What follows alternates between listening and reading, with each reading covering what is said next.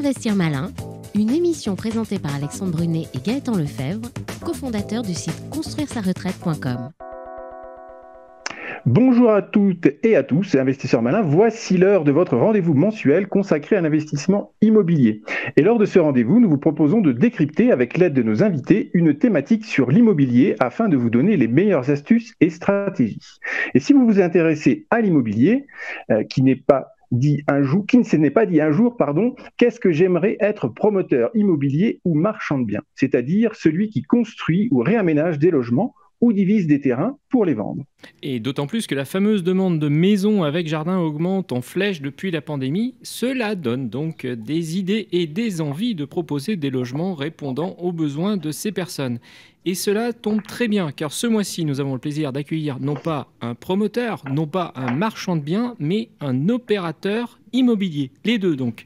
Il se définit ainsi et vient de lancer son tout nouveau réseau IMO 314. Bonjour Nicolas Genzi. Bonjour Gaëtan, bonjour Alexandre, merci de l'invitation. Alors Nicolas Genzi, bonjour, merci d'avoir accepté effectivement notre invitation. Alors pour commencer, quelle est la différence en deux mots entre un promoteur immobilier et un marchand de biens ? Alors pour être très clair, le promoteur immobilier est classiquement sur les projets dits neufs pour une extrême grande majorité de ses opérations. Il va souvent utiliser le mécanisme de la VFA, la vente en futur état d'achèvement, pour développer ses produits, alors qu'historiquement, le marchand de biens est plutôt sur les produits dits anciens, de réhabilitation. Il va faire de la division et de la revente à la découpe, sachant qu'au niveau du marchand de biens, il y a encore une spécialité, une sous-spécialité, qui vont être les personnes qui vont s'occuper vraiment des opérations 100% foncier, terrain, donc qui vont être les lotisseurs, qui vont lotir des terrains à bâtir, qui vont pas faire la construction comme le promoteur, parce que le promoteur va vraiment construire et amener son projet en globalité au bout des choses. Mais c'est bien pour ça qu'aujourd'hui, moi-même et les personnes de mon réseau, on se définit comme opérateur parce qu'on ne se ferme pas intellectuellement à l'un ou l'autre des typologies de métiers, puisqu'en fin de compte, un opérateur, on est capable de développer le projet immobilier en fonction du bien de départ, que ce soit sur un foncier ou sur un bâti. Notre métier d'opérateur, finalement, c'est d'être le créateur de l'offre immobilière du secteur pour les différents acquéreurs, que ce soit des investisseurs ou des gens pour leur résidence principale. Très bien. Alors, nos auditeurs se posent sûrement la question, devenir marchand de biens ou promoteur, est-ce que c'est accessible à tout particulier motivé quand même pour investir dans l'IMO ? Alors oui, j'ai envie de vous dire, connaître la mécanique et le fonctionnement d'un opérateur immobilier, bien sûr que c'est accessible à tout le monde. Maintenant, ça demande certains prérequis et comme tous les pans de l'activité immobilière, il faut bien sûr pouvoir se former au métier. Il faut bien sûr se dire que ce n'est pas un métier si facile que ça, si on tend à le faire en tant que professionnel, parce qu'encore une fois, on peut connaître la mécanique et appliquer cette mécanique à ses opérations à titre particulier. Et on y en parlera, je pense, un petit peu plus loin de la partie vraiment professionnelle. Mais oui, c'est accessible, ceux qui sont motivés. Alors bien sûr, il y a du travail, c'est comme tout, on peut obtenir des bases et après, c'est la pratique qui va nous faire. Mais ce qui est important de se dire, c'est que dans ce métier-là, en tant que créateur de l'offre immobilière, on est aussi un chef d'orchestre. Et donc, on doit avoir cette capacité à pouvoir connaître et maîtriser l'ensemble des pans de cette activité qui est très complète, puisqu'on va toucher de la fiscalité, du juridique et ensuite de la partie technique via les travaux, mais on est appuyé et accompagné par des professionnels de tous les pans de ces activités. Vraiment, notre métier d'opérateur, j'ai souvent tendance à prendre ce parallèle, on est vraiment le chef d'orchestre d'une opération immobilière. Donc en tant que chef d'orchestre, notre métier, c'est de sélectionner les bons musiciens, que ce soit au démarrage sur la partie conception intellectuelle avec nos architectes, nos bureaux d'études, et ensuite sur la réalisation jusqu'à la commercialisation des produits. Alors, on continue cette symphonie, Gaëtan. Alors, on a bien l'image effectivement du chef d'orchestre. On imagine bien quand même certains avantages d'être marchand de biens et en particulier, on a un peu l'image de effectivement la capacité à générer de gros revenus. D'ailleurs, est-ce que c'est vraiment la réalité ? Et puis, est-ce qu'il n'y a pas finalement d'autres avantages que celui-ci, par exemple au niveau fiscal ? Alors, effectivement, aujourd'hui, générer des gros revenus, oui, pour donner un ordre d'idée assez simple, on va dire une opération basique de marchand de biens, ça va être l'achat-revente d'un bien diffus. Donc aujourd'hui, nous, les gens qui viennent travailler avec nous, on leur explique que c'est sur des petits appartements, mais on va dire à des coûts d'achat de 60 à 80 000 euros, ils ont l'obligation de générer au moins 20 000 euros. Donc tous les gens qui nous écoutent, qui font différents systèmes d'investissement immobilier, que ce soit de la colocation, du saisonnier, enfin bref, tous les systèmes classiques au niveau investissement, savent très bien combien de temps il faut pouvoir générer 20 000 euros. Donc voilà, après effectivement, quand on le fait à titre professionnel, il y a une fiscalité inhérente au fait qu'on rentre cette somme-là sur notre société, mais on peut générer de gros revenus. Par contre, effectivement, il y a des spécificités au niveau professionnel du business, quoi. Ok. Alors, bon, des avantages au niveau des revenus, mais aussi des inconvénients, car comme on dit souvent, la rentabilité paye le risque. Et c'est un métier où le risque fait partie intégralement du quotidien et où aussi, on le dit peut-être pas assez, on est payé quand même avec un certain retard, hein, parce qu'une opération nécessite du temps. Quels sont finalement, selon vous, Nicolas Genzi, les inconvénients, si je puis dire, ou les désagréments liés à cette activité ? Bah écoutez, l'inconvénient majeur, mais qui n'est pas facilement un inconvénient si on le tourne dans l'autre sens, c'est vraiment de se créer un principe, surtout quand on reste un opérateur immobilier indépendant, qu'on veut garder une structure assez légère pour développer son business, c'est qu'il faut faire preuve vraiment d'adaptabilité au niveau du métier, parce qu'on n'est pas sur un métier linéaire. Et effectivement, il faut bien comprendre qu'on va avoir des périodes de rush. On n'est pas sur un métier où tout est linéaire, tout se passe toujours de la même manière. On va avoir des période, on va dire, plus molle, mais dans ces périodes-là, il ne faut pas perdre son fil conducteur de conserver son métier de base, qui est la prospection, étudier des dossiers, relancer son relationnel. Et après, on va avoir des périodes de pic d'activité. Voilà, donc il faut avoir cette force d'esprit de se dire qu'on ne va pas être dans une logique trop linéaire du business. Il va falloir pouvoir faire face à des pics d'activité et se créer la force d'esprit pour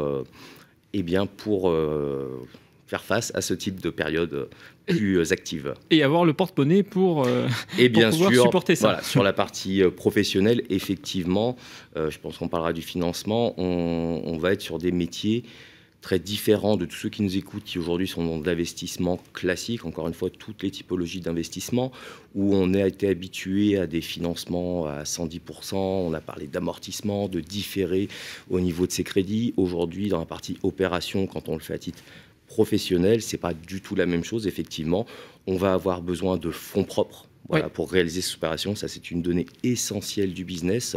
Aujourd'hui, voilà, cash is king. On est bien d'accord, c'est la règle de la règle. Très bien. Alors, on a bien compris effectivement tous ces éléments. Maintenant, d'un point de vue un peu ironique, parlons du contexte réglementaire qui a tendance à se simplifier, hein, comme on le sait, avec bien sûr cette année la RE 2020, la limitation de l'artificialisation des sols, les nouveaux DPE qui sont maintenant mis en place, et puis aussi une fiscalité qui devient moins intéressante. Hein. Je pense notamment au fait que la TVA sera maintenant redevable sur l'ensemble du prix du bien et non uniquement sur la marge. Alors dans ce contexte, comment voyez-vous l'activité du marchand de biens, Nicolas Genzi, dans l'avenir ? Eh bien écoutez, moi je le vois quand même, somme toute, plutôt très radieux. Pourquoi ? Parce que c'est vraiment les données du marché. Moi, à mon sens, aujourd'hui, on arrive dans le cycle immobilier dans lequel on rentre, on va être sur une phase plateau. Il y aura, à mon sens, dans les 5-6 prochaines années, vraiment cette phase plateau avec quelques petites rectifications selon les secteurs géographiques. Et le gros avantage, c'est qu'on va s'enlever une certaine fausse concurrence qu'on pouvait avoir ces dernières années, qui était liée aux investisseurs, qui n'étaient pas forcément des marchands de biens, des opérateurs professionnels, mais qui se positionnaient sur des produits qui pouvaient nous intéresser, nous, opérateurs professionnels. Ah oui. Voilà, tout à fait. Et voilà, sur un mode de financement, un statut de particulier, où on le sait très bien que les nouvelles normes d'accessibilité au financement vont quand même durcir les choses et réduire le faisceau de ces investisseurs concurrents. On a aussi le principe de se dire que dans une phase de plateau, on devrait avoir une baisse au niveau du nombre de transactions. Et qui dit baisse, dit forcément... on va épurer un petit peu le marché des intervenants professionnels de l'immobilier, et ça, c'est plutôt bien. Mais quand on est sérieux, quand on est travailleur et qu'on fait les choses correctement, il y a bien sûr toujours de la place. Et aujourd'hui, le gros point positif pour nous, c'est que les prix du marché vont rester très hauts et on a besoin de réadapter des produits pour répondre à l'offre, pour pouvoir loger des gens. Donc des maisons qu'on va rediviser en 2 logements, en 3 logements, faire des divisions parcellaires sur des produits. Donc effectivement, moi je le vois très radieux parce qu'il y a encore beaucoup de potentiel sur ces petites et moyennes opérations. Très bien. Alors abordons maintenant le volet du financement. Évidemment, c'est quand même le nerf de la guerre. On pourrait avoir l'impression que les choses peuvent être relativement simples. On crée une société de marchand de biens, et puis on constitue un projet, et puis on va voir la banque. Et là, évidemment, on imagine être accueilli les bras ouverts. Alors, sensible, s'abstenir, certains vont tomber de haut. Est-ce que vous pouvez nous décrire la réalité, Nicolas Genzi? C'est peut-être pas aussi simple, non? Eh bien, malheureusement, vous avez tout à fait raison. Voilà, c'est un grand mythe et aujourd'hui, on l'entend beaucoup sur les réseaux sociaux. Les gens qui s'intéressent à l'immobilier via ce biais-là, où on pense que la solution à justement la complexité d'accès au financement des investisseurs va être le fait de se lancer en tant que marchand de biens. Donc, comment dire, on risque de vous recevoir, ce qui sera déjà une bonne première chose. On risque de vous accueillir, de vous écouter sur votre projet. On va prendre votre dossier et malheureusement, 9 fois sur 10, il y a de grandes chances qu'il aille directement à la poubelle. Et ça, c'est plutôt dommage parce que c'est qu'aujourd'hui, si vous voulez, ce métier-là, marchand de biens, promoteur, donc opérateur immobilier, souffre d'une très mauvaise réputation. Voilà, les années 90, 2000, on était dans un métier qui n'a pas de formation particulière et on va dire beaucoup de gens qui avaient de la trésorerie, de l'argent, se sont lancés et malheureusement ont mal fait les choses parce qu'ils n'étaient pas professionnels et ont, excusez-moi du mot, mais planté des partenaires financiers. Donc aujourd'hui, les institutionnels ont du mal à donner leur chance à des nouveaux arrivants sur le marché. Et on retrouve un petit peu, alors moi j'ai toujours l'idée de faire ce comparatif pour ceux qui se souviennent de nos jeunes années où on sortait en discothèque, donc du fameux portier qui va vous dire je te laisse pas rentrer parce que t'es pas un habitué. Et ben c'est un petit peu le même principe avec les financiers. On a envie de dire comment je deviens habitué si tu ne me laisses pas rentrer. Voilà. Donc c'est vraiment un petit peu la complexité. Et l'autre pan, on en a parlé, quand on se lance en tant que professionnel, il y a une donnée très importante à prendre, c'est qu'on a besoin de fonds propres. Oui. Voilà, on ne se lance pas sans fonds propres dans ce business-là, même si on a des moyens de lever des financements d'amorçage pour ces opérations, via des obligations. Enfin, il y a plein de partenaires qui peuvent aider ça, mais sachez bien que l'institutionnel aura toujours le besoin que l'opérateur s'engage personnellement dans son dossier. Et l'engagement personnel d'un opérateur, c'est de mettre ses fonds propres au niveau du dossier qu'il va développer.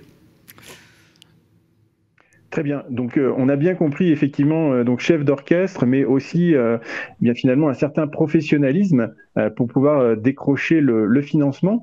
Maintenant, un petit mot sur votre réseau, le réseau IMO 314. Alors, de quoi s'agit-il et quel est l'objectif ?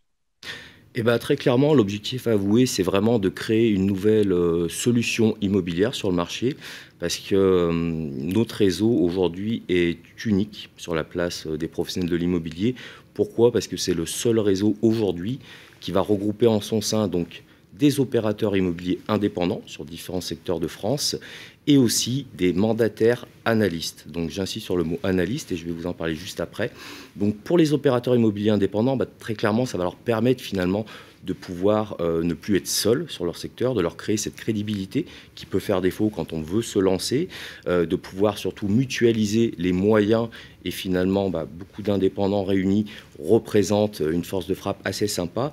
Et sur le côté mandataire analyste, pourquoi analyste ? C'est qu'aujourd'hui, on veut scaler le niveau des mandataires qui rejoindront notre réseau par rapport à ce qui va se faire dans des réseaux de mandataires dits classiques ou agences immobilières classiques, où finalement la finalité du service qui va être proposé à des propriétaires sera seule et unique, c'est la prise d'un mandat de vente.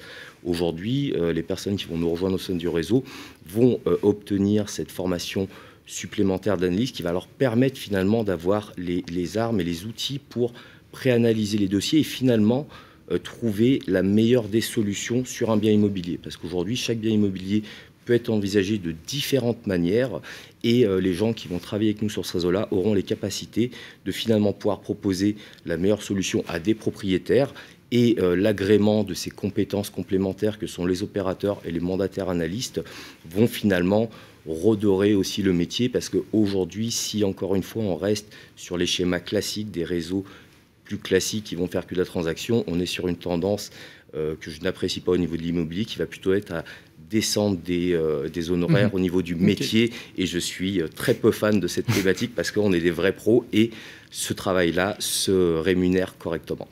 Très bien, alors passons très rapidement à la question du mois qui nous est posée par Arthur Descully. On entend souvent que si l'on fait construire une ou deux maisons et qu'on les revend, on prend un risque d'être requalifié en marchand de biens. Est-ce vrai ou faux? Et quelles sont les réelles conséquences? Et est-ce que l'on peut trouver des règles précises? Très rapidement. Alors, très rapidement, il n'y a pas de règles. C'est ça le problème. C'est qu'il n'y a pas de règles. Donc Arthur, il n'y a pas de règles. Non, Arthur, il n'y a pas de règles. Très honnêtement, il y a très peu de problèmes. Alors Arthur, ça va être la manière d'aborder votre banquier au démarrage qui va faire la suite des événements. Donc c'est-à-dire que si vous l'abordez en lui disant « je veux faire une opération de maison que je veux revendre derrière pour faire de la plus-value », déjà, il ne vous financera pas, on en a parlé un petit peu avant. Mais si vous financez pour votre résidence principale un bien locatif, pour être très honnête, si vous revendez derrière, il y a très peu de chances que vous ayez un souci. Mais voilà, il peut exister la première fois. Voilà, la première chance, il y a très peu de chances.